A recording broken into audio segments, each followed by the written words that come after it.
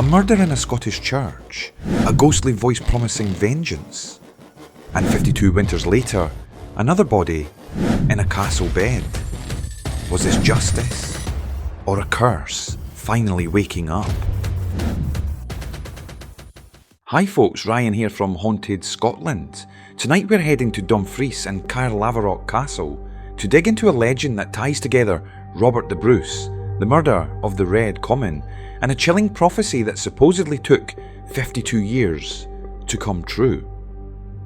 By the end of this video, you'll know what really happened at Greyfriars, who died in Caerlaverock, and whether this ghost prophecy has any legs, or is just a powerful story wrapped around real bloodshed.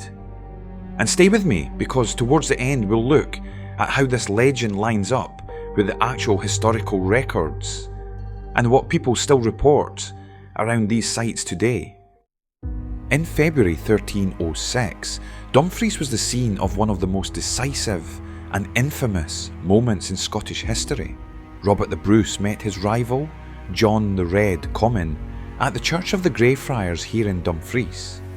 They were both powerful men with claims to the Scottish throne.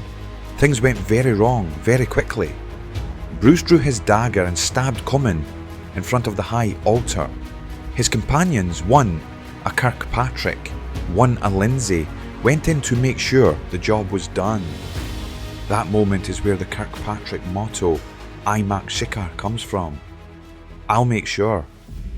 Later, Comyn's body was laid out in the church, and this is where the ghost story begins.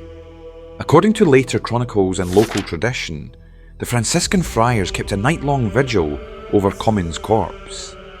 Most of them fell asleep. Only one old friar stayed awake praying. He claimed that in the dead of night he heard a thin, unearthly voice ask, "How long will vengeance be delayed?" And a second voice, heavier, more terrible, replied, "Until this very day has come round 52 times. Now, historians will tell you this is a classic piece of monastic storytelling, moralising history with a supernatural twist. But keep that number in mind, 52 years, because something very bloody does happen 52 years later. And remember the names Kirkpatrick and Lindsay. They're about to come back in a big way. Fast forward to the 1350s, we're at Caerlaverock Castle, just south of Dumfries. It's a triangular fortress with a double moat, sitting out in the Solway marshes. Over the years, it's been held by English and Scottish forces in turn. By this time, Caerlaverock is in the hands of Sir Roger Kirkpatrick, the son of the man who supposedly made sure of Comyn at Greyfriars. Roger had made a name for himself recapturing Caerlaverock and nearby Dalswinton from English garrisons. One night in 1357 he has a guest, James Lindsay, another knight, and Lindsay's father, also named in accounts of Comyn's killing as one of Bruce's men. On the surface it's a friendly visit, food, wine, the usual feasting in the Great Hall. Some later writers say the two men had tensions over a woman or over land, but whatever the reason, there's definitely a rift under the hospitality. According to the story, once the castle settles into sleep, Lindsay gets up, takes a dagger and climbs one of the turret stairs to his host's chamber. Roger's asleep beside his wife. Lindsay goes to the bed and drives the dagger into him with a single, lethal thrust. Roger dies where he lies, son of mak Siccar, killed in his own castle by the son of another Greyfriars accomplice. Lindsay then bolts. He's got a horse waiting beyond the walls, already bridled and saddled. He rides into the dark, thinking he's putting leagues between himself and Caerlaverock. Here's where the story takes another strange turn. At daybreak, the alarm goes up. Riders go out, and almost red-handed, still fresh from the deed, they catch Lindsay not 30 or 40 miles away, but less than 3 miles from the castle, near the very gates he thought he'd escaped. Some versions treat that as simple bad luck.